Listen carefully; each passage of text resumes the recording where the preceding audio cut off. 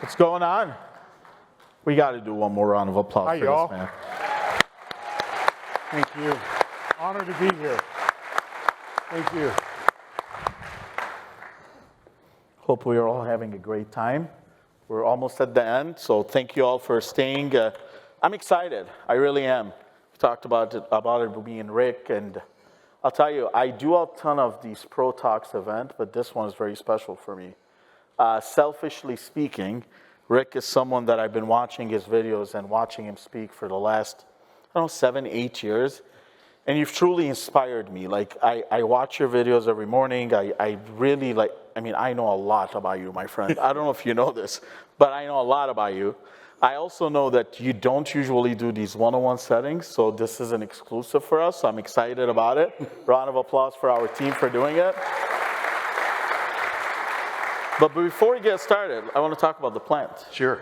This is Lauren's plant, just so you know. Look, it says Lauren's plant. As I was walking out yesterday, I noticed, can we go a little bit low on the volume? I noticed it in there. I brought it up and I said, this is Fawaz's plant. And it's still here, which is incredible. But we're not talking about plants today. How was your trip? I had a fantastic time. I can't tell y'all how honored I am to be with one of the greatest companies globally. And I really appreciate y'all so much. The more I learn about you, I was telling Mike, the more I appreciate you. I think that any company that has innovation as part of its DNA, when you're not afraid to fail, you're going to push the envelope, push forward. I see why your valuation is where it is. I see why you attract the great people. And I tell you, it's just a privilege to be here. It really is. It's awesome. We're honored to have you, I promise you. Again, I feel like this is my show today because I get to sit down with you. So I apologize to all of you in advance. But we're going to flow. By the way, I have questions. Sure. But I don't think we're going to do that. We're just going to have fun today. You bet. How about that? Let's start. Man, I have so many things that you inspire me with. But we'll start with, I want to talk about your dad a little bit. Yeah. Because I believe I share something similar. My dad never went to school, doesn't even know how to read and write, and I'm inspired by the story of your dad. I'm inspired by some of the things you've learned from him, some of the things that you still talk about today. Sure. Maybe we start with that. Sure, you bet. You know, isn't it amazing that education is not limited to just the classroom? That some of the greatest minds I've ever encountered had nothing to do with education level or where you grow up or where you live. And that was certainly the case with many members of my family. I have a speech, before I get to my dad, I have a speech that's titled, What Would Grandma Think? Because I really think that if you think about our grandmothers and our grandfathers, they had common sense in spades. Well, guess what's missing today?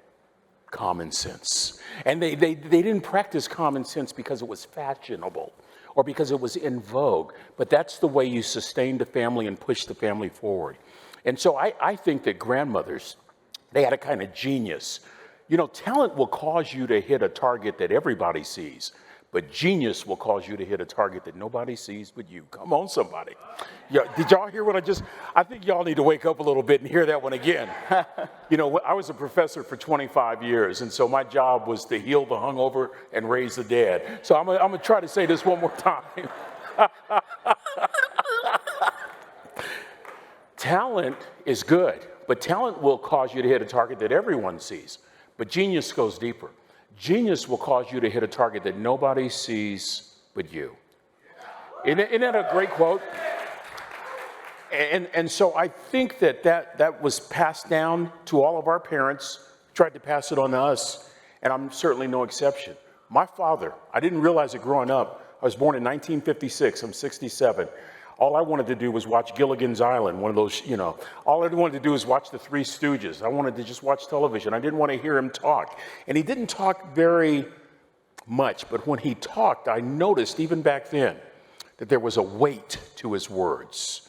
You know, most of the chatter these days is rather idle, doesn't amount to a hill of beans. That wasn't the case with my father. He was, I would later learn, the wisest man I would ever meet in my life. And I had to go through some difficult times to learn this. Just a quick bio, Mike. My father grew up in rural Texas. He was born in 1920 in the midst of Jim Crowism. And he decided that he was going to stand and be a man. Despite the exigence of the hour, despite the urgency of racism, he was going to stand up and demand respect. Now, that can get you hanging from a tree, right? But he decided to stand. That's kind of dad I had, so you couldn't make any excuses about anything when I was growing up. He couldn't read, he couldn't write, so he taught himself how to read, taught himself how to write, left school in the 3rd grade to help out on the family farm. He eventually goes and serves in World War II, and after World War II is over, he moves to San Francisco, meets a forklift driver. My mother was a bad mamma jamma, let me tell you right now.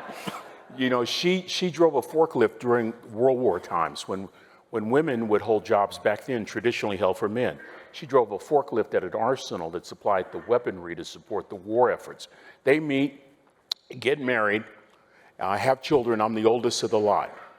So my dad gets a job as a simple cook, just a cook. But he gets a job as a cook at a college that trains men and women to go into the maritime business. And part of the requirement is you have to sail 3 months out of every year during the worst weather months on the nautical calendar. So here's a 3rd grade dropout who's a simple line cook now sailing all over the world. My father traveled in 30 years 10 times all over the world, learned portions of 5 foreign languages. One of the first lessons he taught me was this: son, don't tell me what you can't do, tell me what you won't do. Amazing. Don't tell me what you can't do, tell me what you're not willing to do. But because you can do whatever your mind can picture, you can do it. That was the beginning. He taught me these fundamental lessons. Son, how you do anything is how you do everything. By the way, before I share these lessons, feel free to jot them down. And why would I say that? Because in a shallow, superficial culture, we tend not to listen.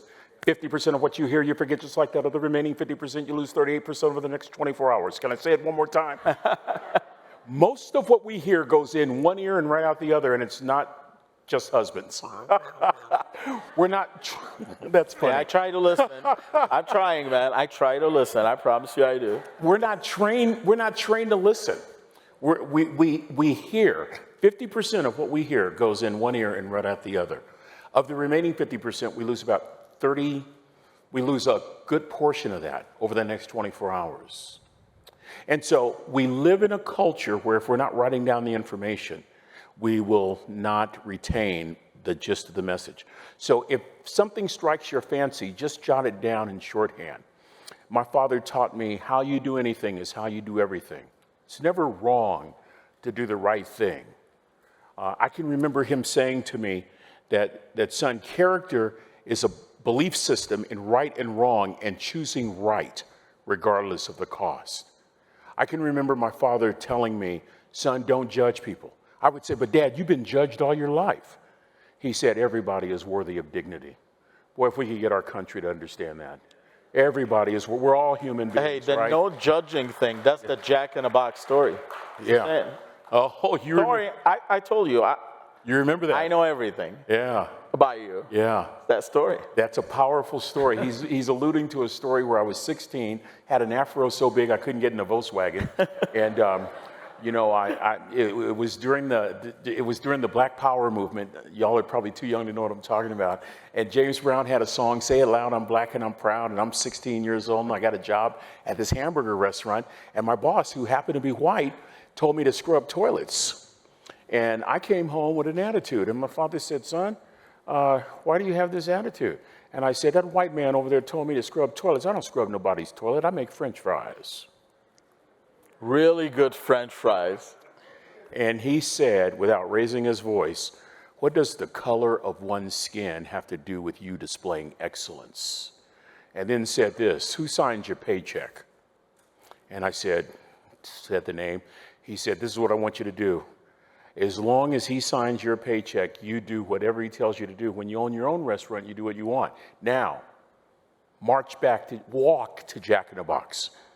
Walk there and tell your boss that your daddy said you're signing up for an 8-hour shift and all you want to do is scrub toilets. It's the kind of dad I had. I didn't like him, but I was mad. I am so grateful for that today. I am so thankful for that today. That is in my DNA today. I don't care if you hate your boss. You elevate yourself. Does that make sense, everybody? Mm-hmm. And teach your teams to do that. It's not about her personality. It's not about all those things that we think it's about. It's about, am I showing up, making excellence, dominant, prominent, preeminent, zenith, number one, top drawer, top shelf, central core. That's what it's about. That's what it's about. I used to cover the 49ers, San Francisco 49ers. And Joe Montana and Coach Walsh didn't get along very well. They weren't best of friends until after they retired, which is pretty common in player-coach relationships. But guess what they figured out? They figured out this very principle. The principle that, you know what, I got one boss and that the goal is more important than the role. I'm going to say that again because that third grade dropout taught me that. The goal is more important than the role. He also taught me, son, be kind to people. Kindness used to be a value. Now it's a commodity that we barter to get what we think we might need to appease the sensibilities of folks we don't even know. But when I was growing up, kindness was a value. Being kind was a value. My dad taught me, son, you'd rather be an hour early than a minute late. He taught me to make sure your servant's towel is bigger than your ego. From that famous philosopher, Anonymous, ego is the anesthesia that deadens the pain of stupidity. Now that's a hallmark moment. Can I say that one more time? Yes, absolutely. Ego is the anesthesia that deadens the pain of stupidity. Pride is the burden of a foolish person. You'll never make an impact. And my father taught me, son, if you're going to do a job, do your best. And I think the greatest lesson is the one that's featured in the video about standing, which we'll probably get to a little later. Absolutely. Yeah. What's your dad's name? Roger Rigsby. Roger Marion Rigsby. Can we all give a round of applause for Roger Rigsby?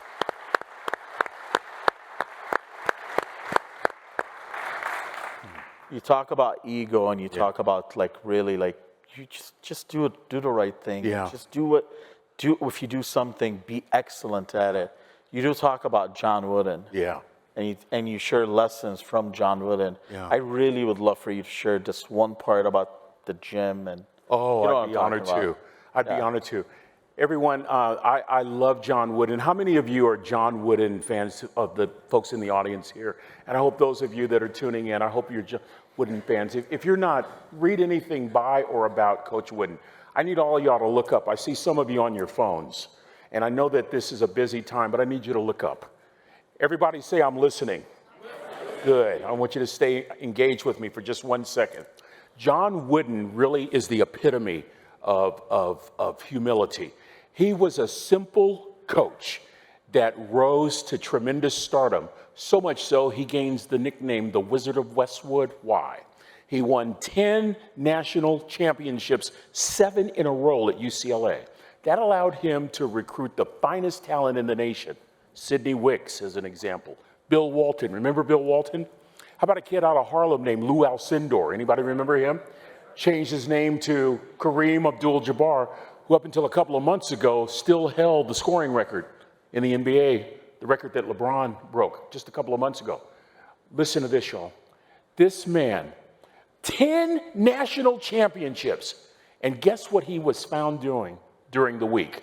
Going into the custodian's closet, getting a broom, and sweeping his own gym floor. You want to grow your influence? Find your broom. Find your broom. I want to work for a leader who doesn't tell me what to do, but who models what to do. Find your broom. That's what that third grade dropout, that's what my dad was talking about. Son, make sure your servant's towel is bigger than your ego. Serve, serve, serve, serve. I love that, and I think that we're way away from that because we function in a culture where it's more profitable to look good than to be good. And as a result of that, we get easily distracted. Right across the border resides a man by the name of Robin Sharma in Canada. Robin Sharma is a phenomenal business consultant and coach. He'd be great for your Pro Talk. Robin Sharma said, watch this, y'all. Everybody listening? Robin Sharma said, the average person is distracted a minimum of 2 hours every single day, interrupted once every 11 minutes, and it takes 30 minutes to return back to a deep level of thinking. Think about that. Think about how we crave for more time in the day, and it's already there. But I might not be speaking to you, but he describes me. A month ago, I had a deadline on a chapter for a book. I work hard for about an hour. After that hour, Mike, I have this insatiable desire to check my emails. 15 minutes later, I'm on overstock.com. Come on, somebody. Then I'm on the NFL Fanatics page. The morning is completely gone, right? And so the point is, my father laid the groundwork, and I've had all of these influences like a John Wooden. By the way, can I tell you something else about John Wooden? Do y'all mind? I hope I'm not boring anybody. I love this. Hey, by the way, this is your show. Okay. Don't worry about that timer. Okay. We got all the time you Well, want. we can't go anywhere because of the storm. Yeah, absolutely. We're here. So one of the things that represents the genius, I think, that you see in grandmas and grandpas, but you really see it in grandmas, is that not only did they have common sense, but they practiced the basics. I need y'all to listen to me. Y'all are outstanding leaders functioning in an uncertain culture, but bent on making a difference, right? Am I right? I'm talking to the best, right? Man, when I would tell my friends I'm coming to Detroit to talk to Rocket Pro, they got excited. Y'all are awesome. You're absolutely awesome. By the way, let me interrupt my own story and tell you nothing fails like success. Be careful. They didn't hear me. Let me go one more time. Nothing fails.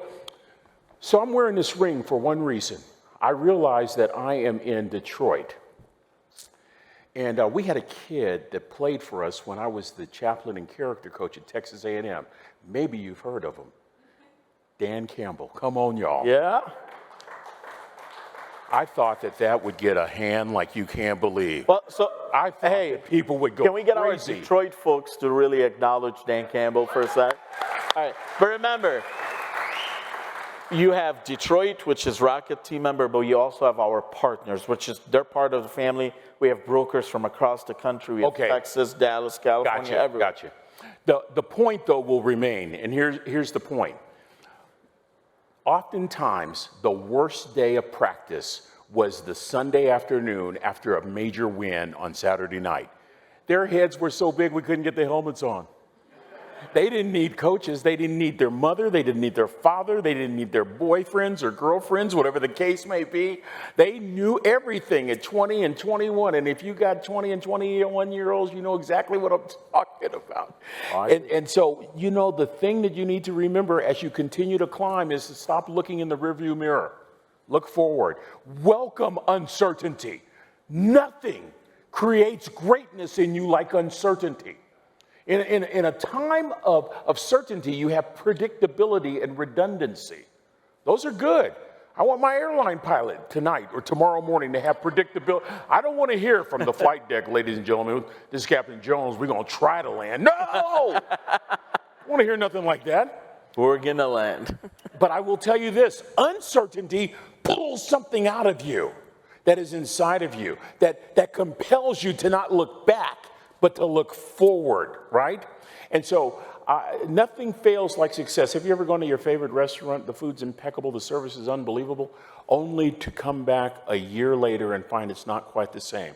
So as you're pushing forward, just remember that. Now back to the John Wooden thing, and back to looping it into a grandmother who practices basics, and I'll tie this up in a bow in 10 seconds. You'll never be great unless you practice basics. You'll be good. You'll be pretty good, but you'll never be great. What did you say, Coach Noel, head coach, Pittsburgh Steelers? Anybody here from Pittsburgh?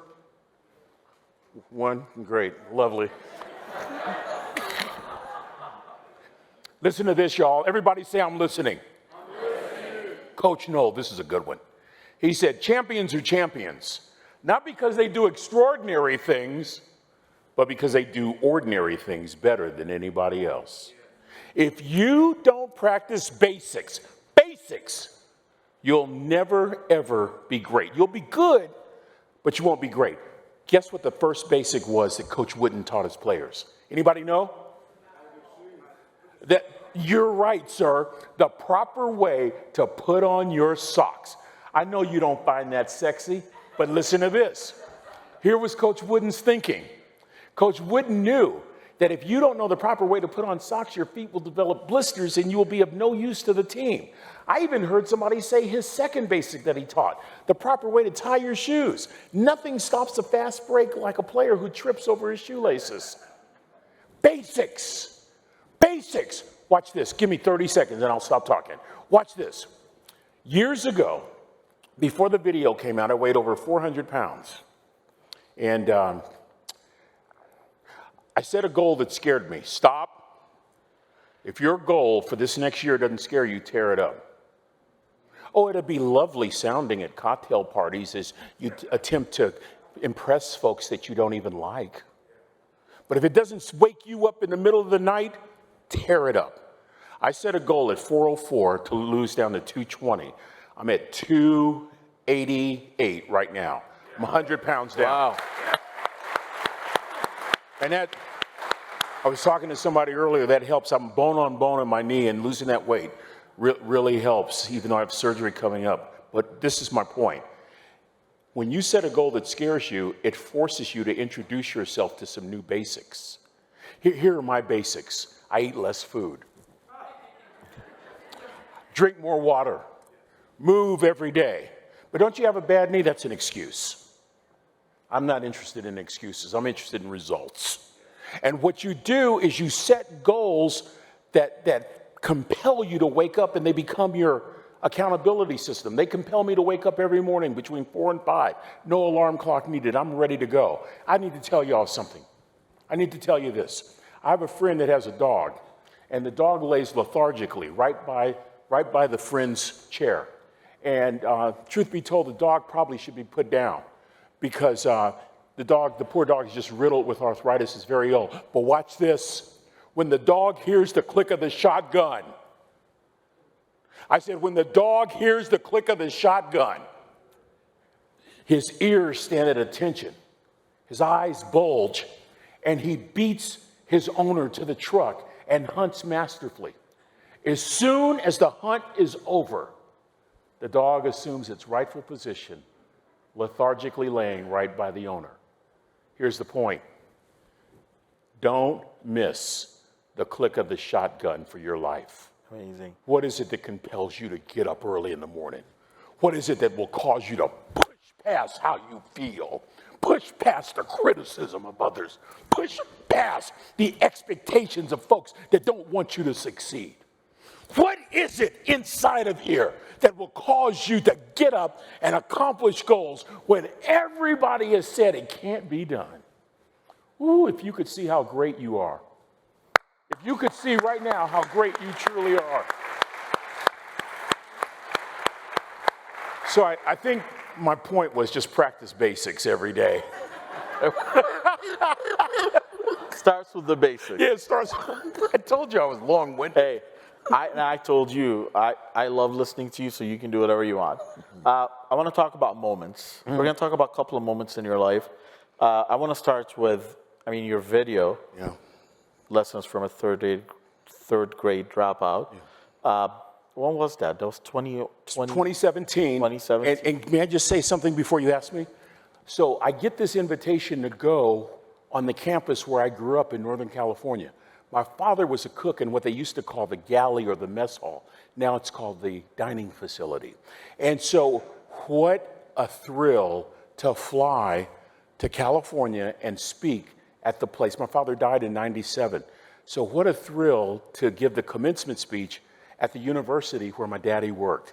That was the biggest pay. It just so happened that was April of 2017. Goldcast, unbeknownst to me, picked this up in October of 2017 and it went viral. Yeah, amazing. So that moment, in my opinion, it changed a lot. Yeah. And the way you do things. Now you're out there speaking, 200 engagements, the entire world, 300 million views. Yeah. What does that moment mean to you? Oh man, that's a great question. Can I ask you a question? How many of you you've had a dream and it hasn't yet come to pass? Would you just raise your hands? This is going to really encourage y'all. This will really encourage y'all. This is what it meant to me, Mike. Thank you for asking this question. I wrote this simple book about my dad titled Lessons from a Third Grade Dropout. Right there. I wrote this in 2006. It was on HarperCollins' dead list. You know what that means? Not a whole lot of units being sold, but it made a little bit of mailbox money, so it was fine. I didn't mind.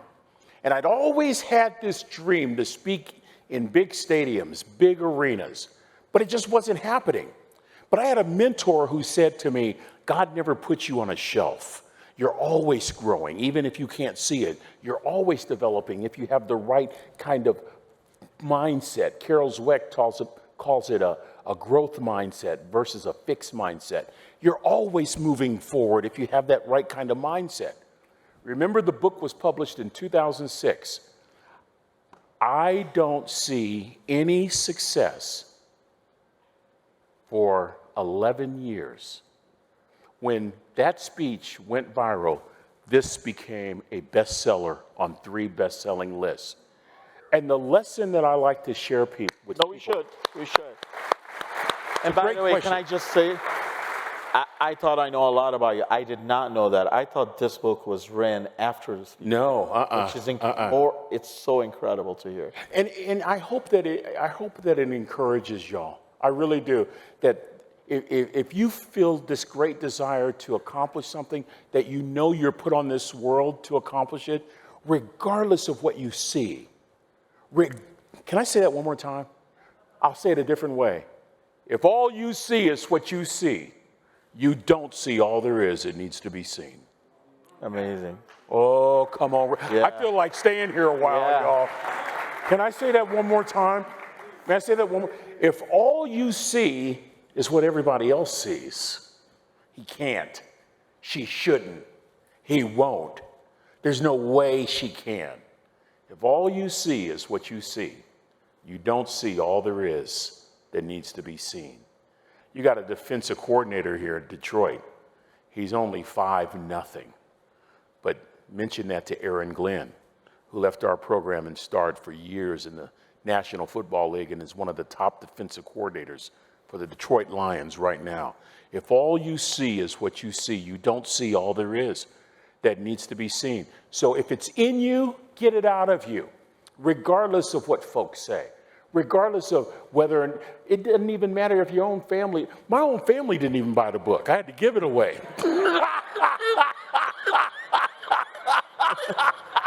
Now they want your book. Oh, baby, now.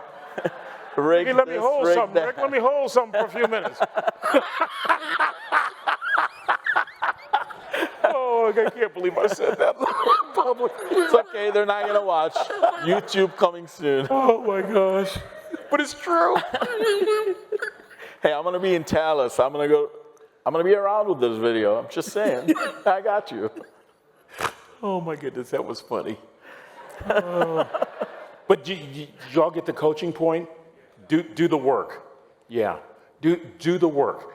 People now, folks interview me, and it's so fun because all of a sudden I have something to say, and so I'm taking advantage of that opportunity. By the way, if God gives you an opportunity, order room service and stay a while. If you get an opportunity, order room service, stay, soak it up. So now people say, well, what if when will my opportunity come? And that's the wrong question to ask. My experience has taught me in these last 10 years, it's not if your opportunity will come. The question is, will you be prepared when your opportunity comes? I want to give you a classic example. 3 weeks ago, I can't even remember where I was speaking, but I remember the speaker before me. He landed a plane on the Hudson. Y'all know who I mean, his voice, Sully Sullenberger's voice, never went higher than a normal range octave. And we're on the edge of our seats. And he made this statement, and I may not have the times exact, but you'll get the point.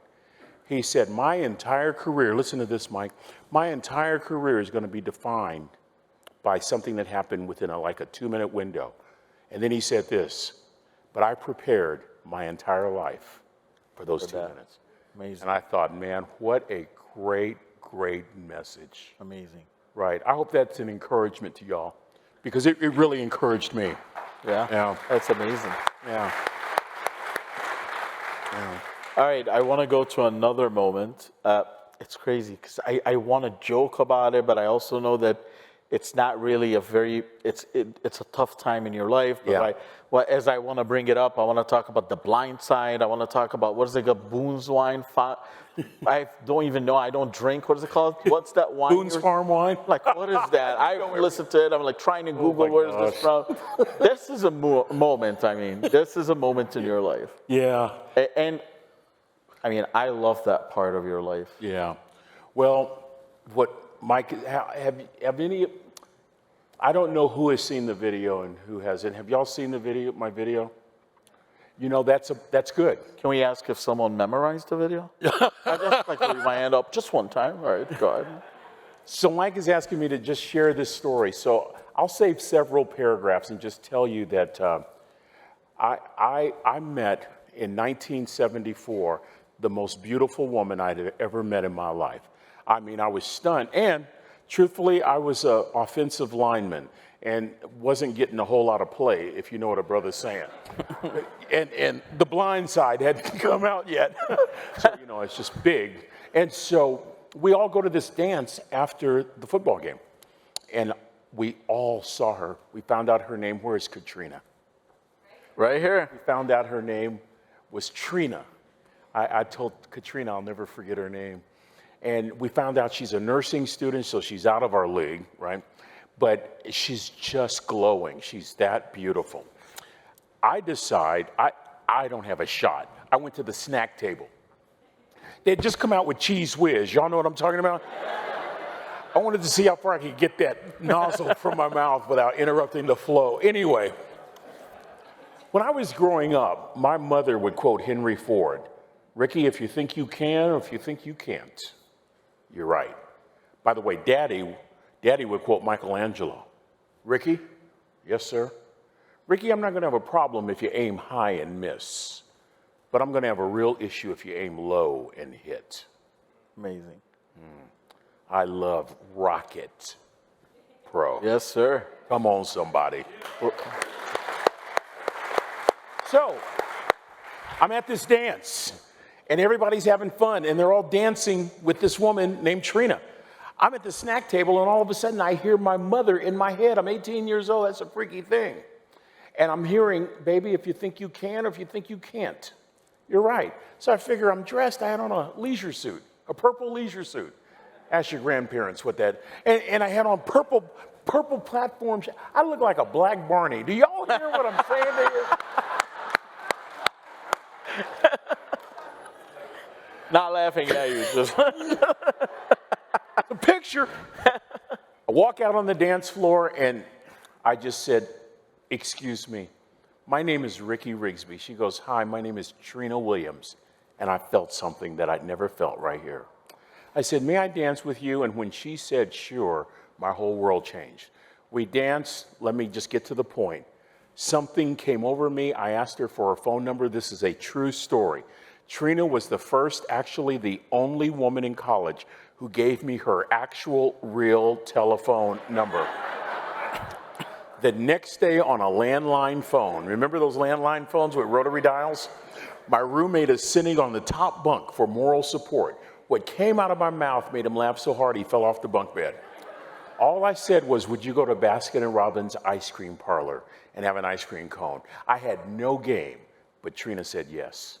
In fact, she even agreed to walk the 6 miles one way and 6 miles the other way because my car wasn't working. Coaching point. What often appears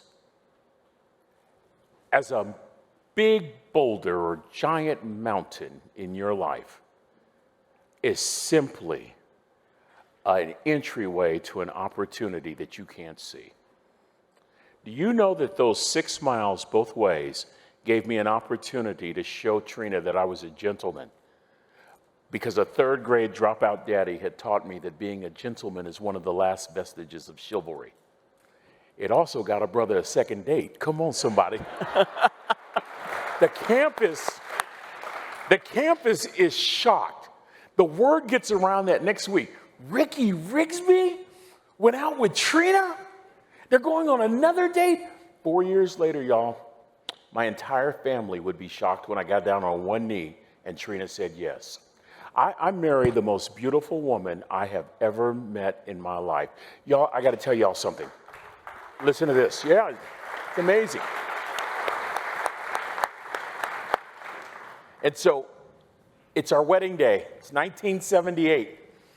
I'm a television reporter. She's a nurse. We have our families that are there. My mother's crying on the front row going, thank you. Everybody's having fun. I kid you not. It's a quiet moment. All of a sudden, I hear an audible voice while I'm at the altar. And it sounded exactly like this. How in the world? And it was coming from my side of the family. Despite that, we get married. We buy our first home. Are y'all ready for this? Interest rates in 1978, our interest rate was 14%, and we were so thrilled that it wasn't 50. Anybody remember that? Y'all are too young. Do you remember that? It was crazy, wasn't it? 14% interest rates. And so we welcome our first son after a couple of years of marriage. We welcome our second son. We are just rolling. And professionally, I am climbing. And It's okay. what is that? We got this. Some new invention called cell phone, but we got Oh, is that a? It's so everything is just unbelievable for our lives in every way. Until one day, Trina, a nurse, does a breast exam and discovers a lump in her left breast. 6 years later, me and my two little boys walk up to mommy's casket. And for 2 years, my heart didn't beat. If it wasn't for my faith in God, if it wasn't for those boys, I wouldn't have made it. But guess whose words sustained me on this earth? The words of a third grade dropout. I want y'all to come closer. The greatest lesson he taught me was about resilience. It's the greatest lesson your grandparents taught your parents who passed on to you. The greatest lesson. And so now here's a casket right here, Mike. And I'm holding on to the hands of two little boys. And I can hear my youngest son going, Mommy, wake up. It was horrible. And I looked at my dad and I said, I've lost hope. I've lost hope. I was only 40. This was 27 years ago. I've lost hope. Third grade dropout. Son, you can't lose something God gave you.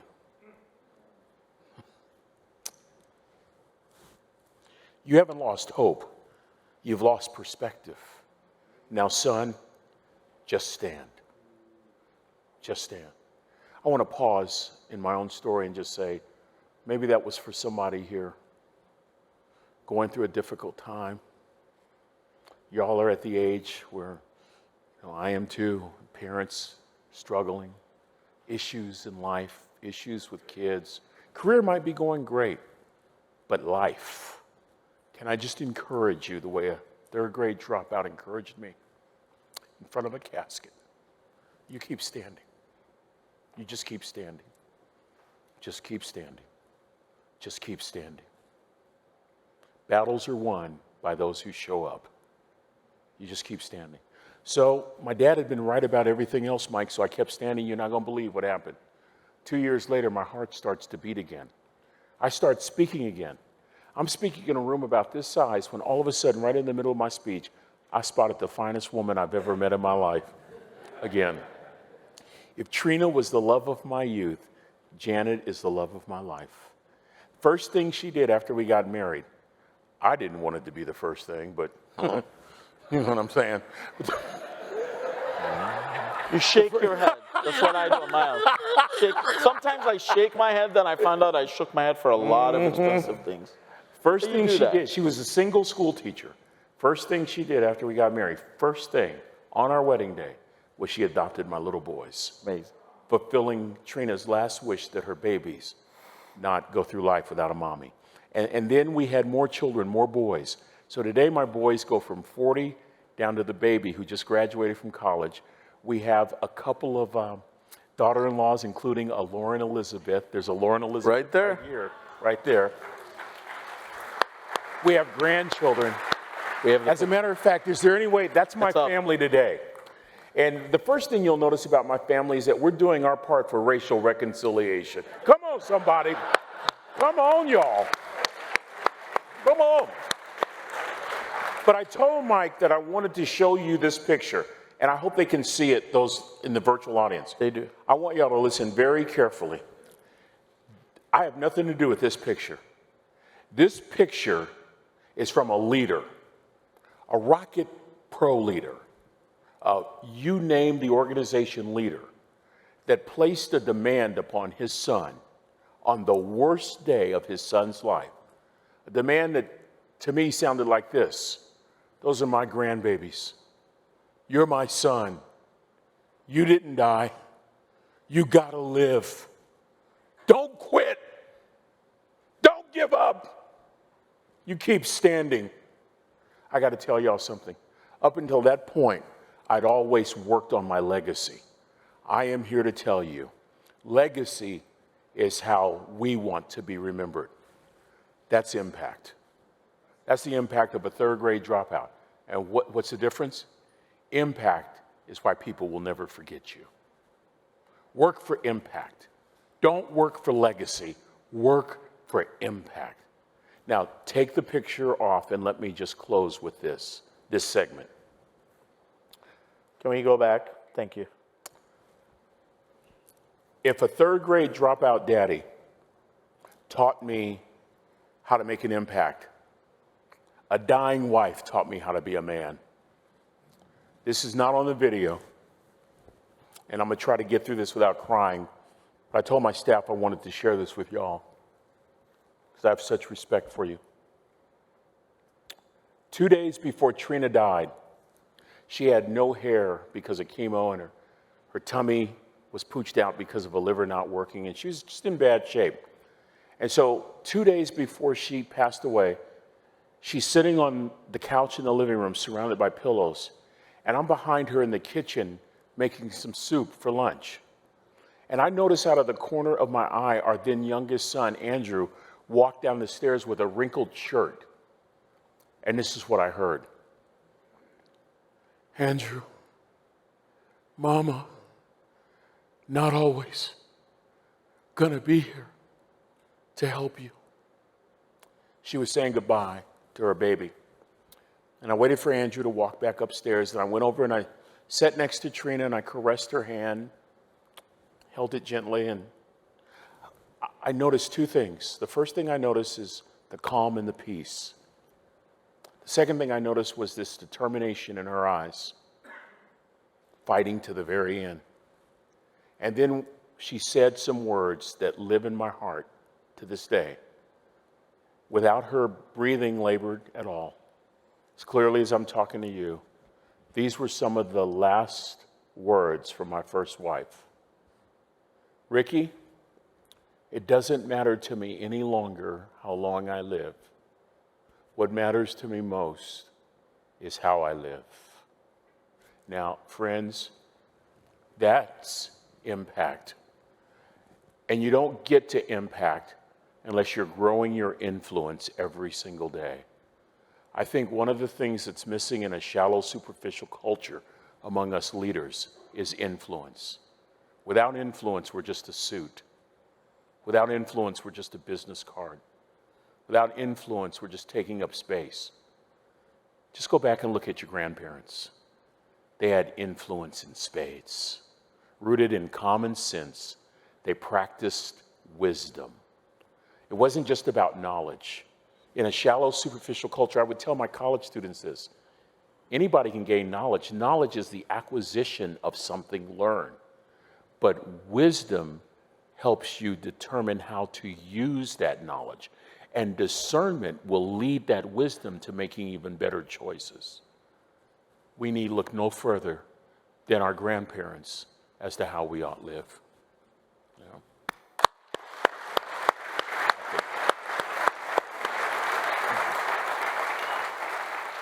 I can go on, and we can have conversations for the next hour or two. I know I had a conversation with you yesterday, and I mean, really, we're brothers, and We I are. feel like we have that connection, and I appreciate you. Uh, I learn a lot from you every single day, and I'm sure a lot of our audience have learned a lot from you today. Is there anything you have to, like, maybe something in your mind you want to end with, maybe a story, a life lesson that you want to share with us? Yeah. That's closing.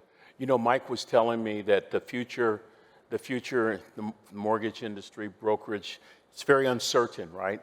I've been thinking about this ever since the pandemic and been privileged to coach a couple of companies. And it came from a lot of introspection and talking to a lot of athletes. My world is athletes doing chapel services and so on and so forth. And I started to see some common denominators that I want to share with y'all. And it wasn't just athletes, it was also military leaders. I would ask them, in times of uncertainty, what do you do? And so I just want to share just a couple of thoughts. I mentioned to you earlier that it is in times of uncertainty that the best comes out of us. I remember years ago watching a Monday night football game, and there was nothing unusual about this game. What was unusual happened Sunday before Monday night. Brett Favre's father had a massive heart attack and died. Any of y'all remember that weekend? And Brett has to make this decision. He was the Green Bay Packers quarterback. Do I fly to Oakland, California with my team, and do I play? And he chose the affirmative in both cases. He doesn't just play. He has the game of his life. And at the end of the game, he said, I had to play my best. And somehow connecting his performance to this notion of uncertainty really helped me to realize that uncertainty can actually be a gift in the hands of a person who's moving forward with a goal that scares them. So just a couple of thoughts. Number one, as you proceed on to reach even greater goals, make sure that you're living with perspective. Perspective. Remember the words of my dad. You haven't lost hope. You've lost perspective. Remember that. As a television reporter, we would feed on the fears of people every night at 6 and 11, hoping they had lost perspective. I did that for 10 years. If you don't believe me, watch your news tonight. Stream your news tonight. Nothing's changed, right? Number two, I think not just to live with perspective, but speak with clarity. A leader has a responsibility to speak with clarity, because when you speak with clarity, you literally work to decrease ambiguity. And when ambiguity is decreased, it further secures the person who's the intended audience. It gives you a greater sense of security. This is not a time for mumbo jumbo. If y'all ever been in a meeting, just keep looking straight ahead. I don't want you to blow your cover. But have you ever been in a meeting where they just went on, the person went on and on and on, and just not saying anything, impressed with their own voice? Keep looking straight ahead. But you know what I'm talking about, right? It's not that time. Live with perspective. Lead with perspective. Speak with clarity. Listen with caution. That's really, really important. I think one of the greatest deficits of leaders today is that we're poor listeners. I could talk to y'all 8 hours. In fact, I do this. I talk about listening, trying in the hope to get people to increase their acumen when it comes to listening. And fourth, and this is a big one for me, model hope. My example, Martin King. You imagine getting shot at every day? Can you imagine getting death threats every day? Can you imagine the exigence of racism every day? Running out of money some days, running out of volunteers? By the way, I would tell my students at Texas A&M that we would not have had a civil rights movement had it not been for the black church and women. Women, black, white, Jews, Gentiles, Protestants, Catholics, brown, coming together and partnering. You saw it first in Montgomery with the Women's Political Council, and it goes all the way through. But the beauty of Martin King as the leader is that every organization needs a leader. the truly great leaders, they have modeled hope. Here's how it sounded to King. Regardless of the situation, no matter how dark the hour, he always included in every speech in some form or another this notion of the beloved community, a community that one day would live together in harmony despite our differences. Truly great leaders clearly can articulate the landscape, can speak to the difficulty of the hour, but will point you in a direction of hope that you might not be able to see. Because if all you see is what you see, you don't see all there is that needs to be seen. So the point is, this uncertainty that faces your business, it's a gift. Take advantage of it. Yeah.